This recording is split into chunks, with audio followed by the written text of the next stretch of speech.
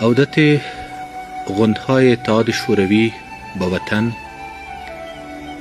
گام مشترک حکومت افغانستان و شوروی می باشد که یک بار دیگر اراده نیک ما را در رابطه به حل و فصل اوضاع اطراف افغانستان نشان داد.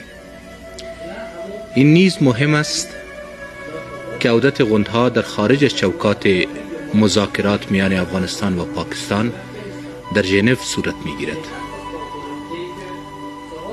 با آن هم ما امیدوار هستیم که جانب پاکستان و نیروهایی که از آن پشتیبانی می نمایند از این اقدام و اراده نیک ارزیابی شایسته به عمل آورده و گام‌های مشخصی را در رابطه به قطع مداخلات در امور داخلی کشور ما خواهند برداشت.